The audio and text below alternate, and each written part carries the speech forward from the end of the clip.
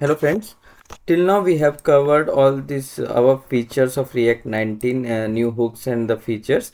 Now we will try to understand the references. Okay, from React 19 onwards you can directly pass the reference as a prop now. So how we are passing our string object as a prop, similarly even you can pass the references as a prop. So let's see it with example. So in our application we have this input type, right? So what I created one child component employee input. Okay, all these are a normal I'm using the input types and label. For employee input I created it into a child component. Okay, what I'm doing is I'm creating one reference which is like a name reference I'm taking. With the help of user reference I created this reference and I'm passing this reference to my child component, which is employee input.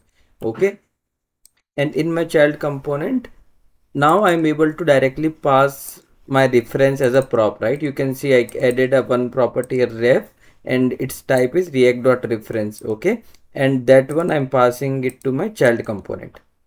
Got it? So earlier we need to use a forward reference. So now directly we are able to pass the reference.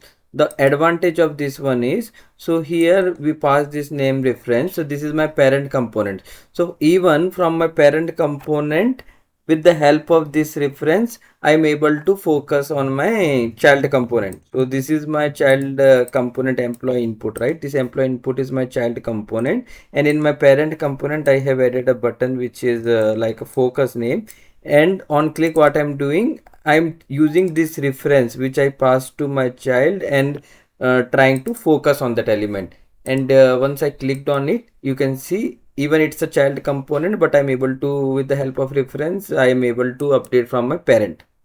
Okay, that is what the new feature of React use reference, like passing as a prop. Thank you.